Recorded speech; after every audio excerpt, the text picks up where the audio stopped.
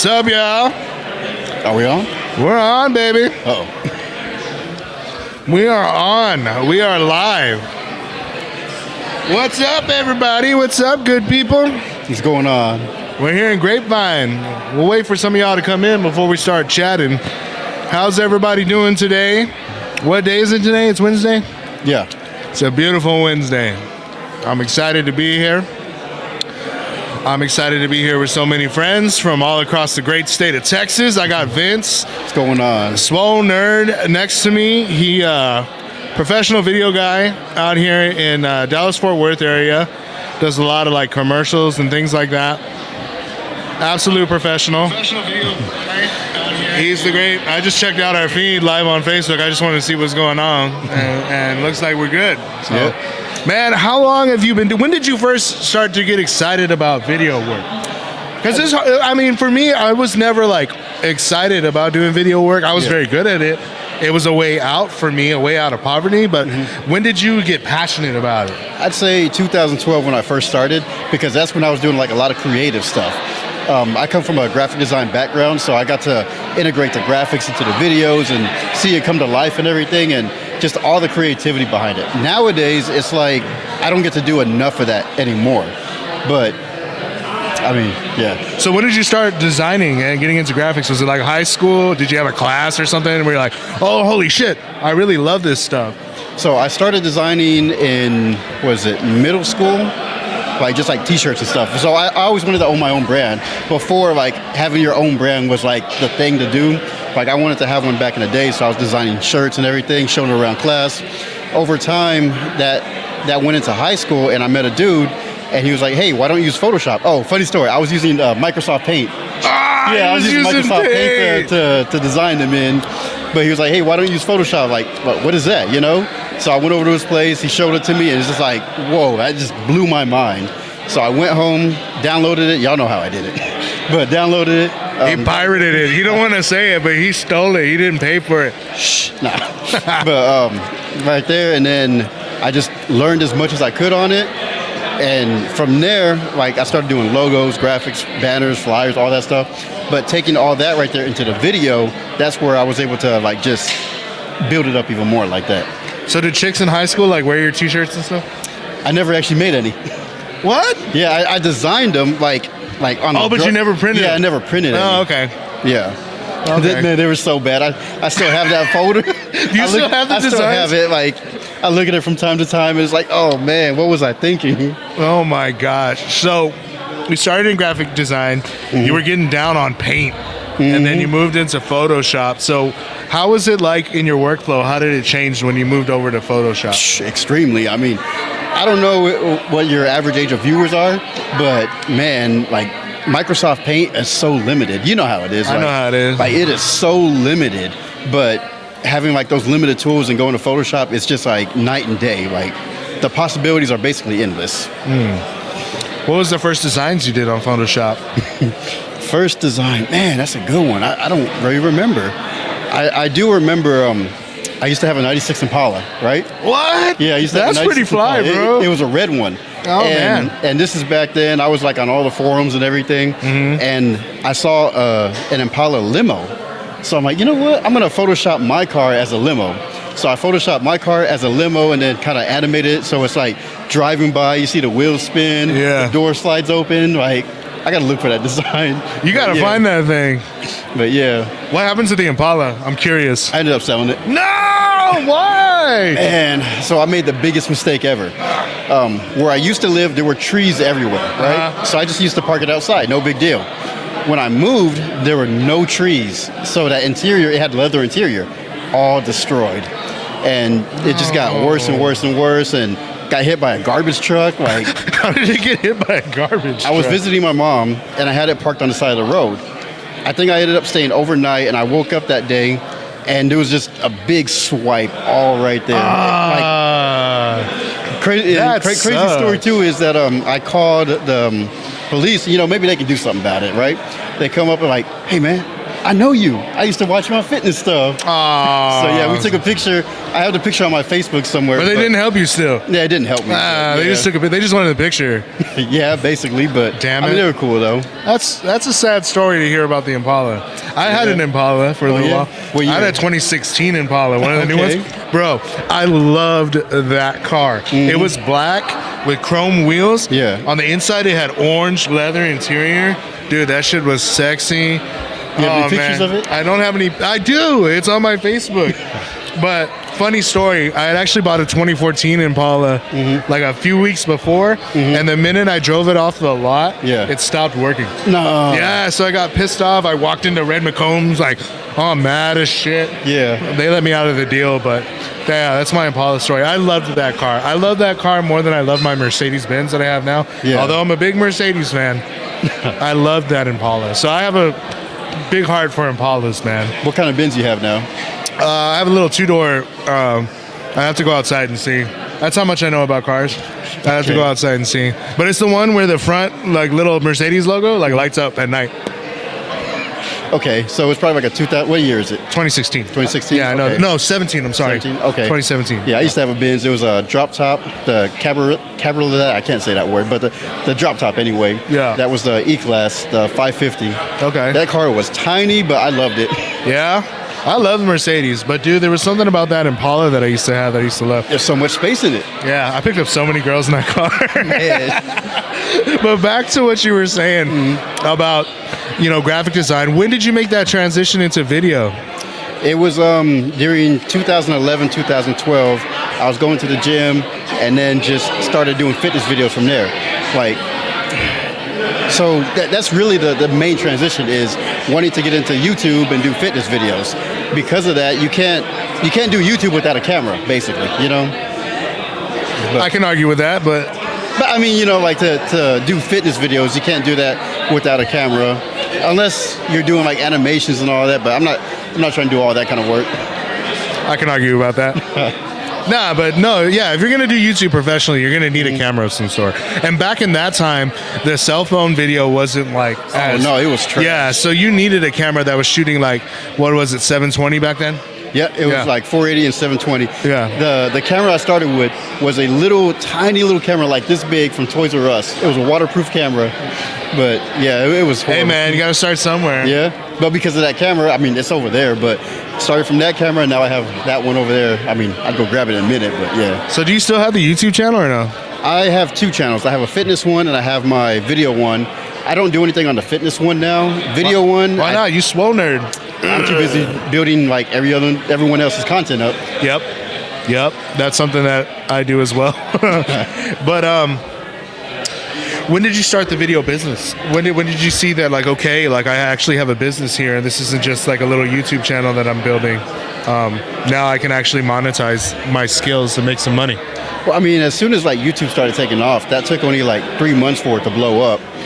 And then like that's when I realized, like, man, I can make money from this. Yeah. And then started kind of branching out, meeting people and shooting stuff for them. But it was all fairly sudden. Like I said, I didn't even get into video purposely. I just kind of thrown into it. I wanted to be a graphic designer. Yeah. But I was making so much money from video, it's like, screw that. I'm just going to focus on this. Perfect. Who was your first client? Oh, man. I don't even remember. That's how long it's been. Wow. Man, I don't even remember. It's been that long, huh? Yeah. I remember my first client. Who's that? HBHS, Uncle Charles, Mike Hustle. Those are my boys, dude. Okay. Yeah. I think now they're doing different things, but at the time they were partners, and I worked in their firm. I was an acquisitions agent in their firm, actually. Dang. And then while they were partners, and then So what did you do before video? I was an acquisitions agent. Okay. Yeah, how long did you do that for? For like a year. I did pretty good. I got, no joke, my first day of wholesaling, I got my first contract, my very first call, my very first day. Dang. That's crazy. And I give it that to you. that deal made $40,000. I'm in the wrong business. Wholesaling's a hard business, bro. Okay, wholesaling's a simple business, but it's hard. It's like riding a bike, bro. Mm-hmm. Wholesaling's like riding a bike, but what they don't tell you is you're riding it uphill the whole time. Yeah.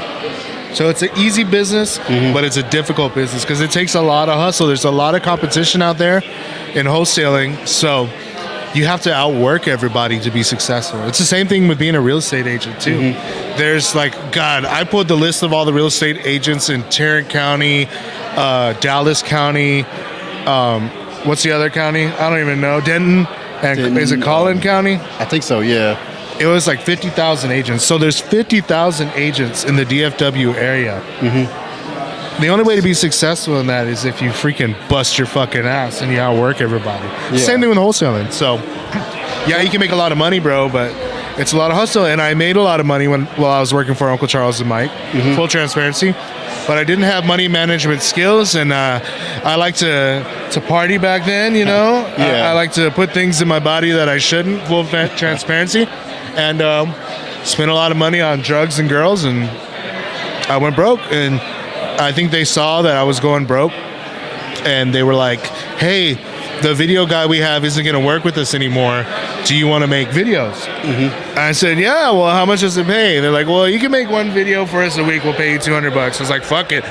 I need something. And at the time, that's when my Impala got totaled. So I didn't even have a car, bro. I was going to the bus to Uncle Charles and Mike's office every morning to go film video. And then I ended up getting another client, my boy JR Hernandez. Man, that's my boy. Shout out JR. Thank you for everything you've done for me, bro. You're a real brother. You're like family to me. Anyway, I would take the bus to his office next to go do videos. And then I'd take the bus to my part-time job at night, bro. Take the bus home. Okay. That's how I started. It was rough. Yeah? It's not fucking easy, bro. At all. Hey, so where's the craziest place that you got to film at? Mexico. Why is that? Because it was nice. And we went to a bunch of bougie places because my client is, she enjoys the fancier things in life. She's very successful. In fact, she's one of the top endocrinologists in the entire nation. Dang. And she's worked very hard to get where she was, so she likes to enjoy herself. So we went to freaking Mexico. I stayed in Mexico for like a week. And the Diamante, if anybody's been to freaking Cabo San Lucas, we stayed at Diamante, which is like the place, bro. Yeah. We stayed in like a freaking $8 million villa. And I just watched them all, had a great time, captured it, went to the fanciest restaurants in town, and man, she really took care of me. Shout out Cassie Smith. Hey. You're the freaking best. I love you like a sister. Thank you for all you've done for me. You're amazing. Yeah, you had me beat. I just went to like Germany and UK, but what? I've never been to the UK. How is that beating Mexico? I mean, would love to go over there. It's different over there. Like, so in Texas, we have like huge cars, huge lanes and all that, right? Yeah. The UK, it's like a quarter of that. Super tiny cars, real tiny roads, buildings all smushed together. It's kind of like San Antonio. Hey, watch yourself. Man, watch yourself. All crammed in. Watch yourself. Worth all day. Be careful what you say about San Antonio. I may be here in DFW, but I love the tone. I love that place. No, but doesn't everybody drive on the other side? You're ready to go? Okay.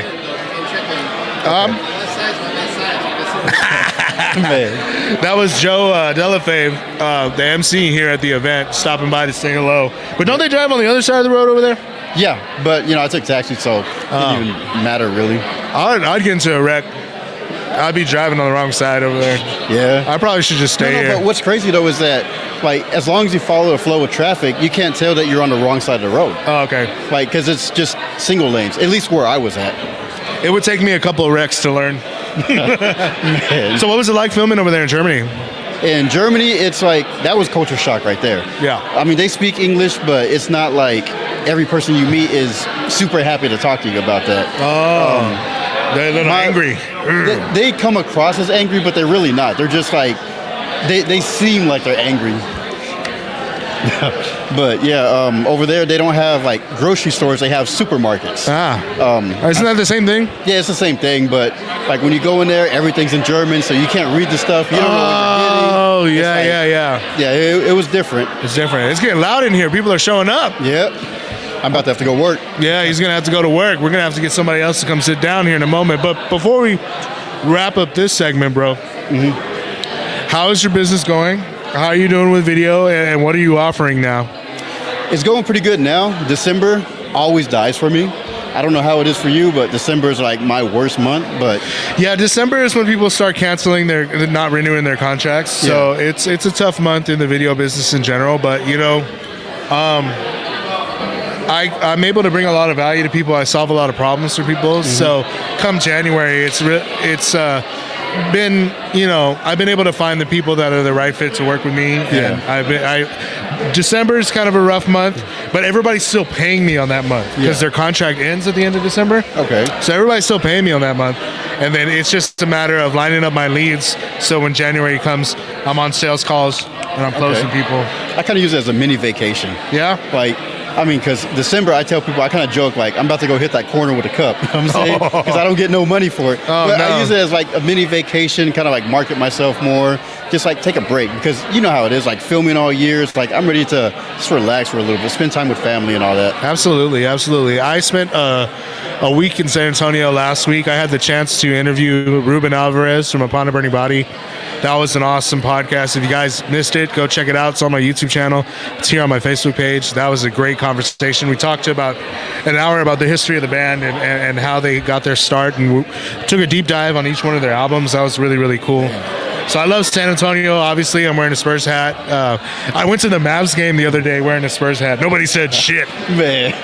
And they were looking at me weird, what the fuck's wrong with this guy? But, yeah, but I love San Antonio. I take some time off myself as well. But, I kind of had a long talk with myself, Vince. I've been taking too much time off, and I want to really, really go hard the next 2 years because I'm not getting any younger, man. Yeah.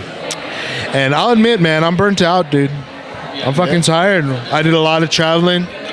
My first 2 years in business, I traveled all around the United States, Puerto Rico, outside of the United States, and it weighed heavy on me physically. It weighed heavy on my mental physically. I spent a lot of time away from my family, and I think this year I'm really going to focus and go fucking 350% in and really go hard. So, I don't know. What does this year look for you? Yeah, I know, that's why I'm ending it right now. So, final words. My bad. What was the question? What's the year look like for you? It looks really good. Really, really good. I'm about to close a new client. That's going to go very well. Congratulations. Thank you. Working with a dentist now, building up his podcast. We're going to start posting that content, so be on the lookout for that. Awesome. I did a video for a barbecue place, a video for a Mediterranean place, so been real busy. Yeah. But yeah. Congratulations on all your success, brother. Thank you. I know we're competitors, but we're friends. Yeah. And we hang out a lot. We're not competitors. We're colleagues. We're colleagues. You don't ever compete with someone like that. That's how I see it. Don't compete with someone. Work together, build together. I love that. Because you will never find someone criticizing you that's doing better than you. No. I would never criticize you on what you do. And I'm also really excited to have you in my community. And I'm launching a video agency accelerator community. And I'm really excited. Thank you. Really excited to have you, and excited to be there and watch you grow, bro. Right, congratulations. Thanks for sitting down with me, man. Appreciate it. No problem at all. Have fun. Get back to work. All right. That's Vince, guys. That's the Swole Nerd. He's a videographer here in Dallas-Fort Worth. I'm here chilling at the event, relaxing. Talking to one person here on Facebook Live. It's like a fancy FaceTime. I'm going to grab Aaron Bevins here in a little while. We're going to have Dan Diaz here in a little while. Talk a little bit about real estate. Super exciting. I'll see you guys in a moment. Thank you so much for tuning in.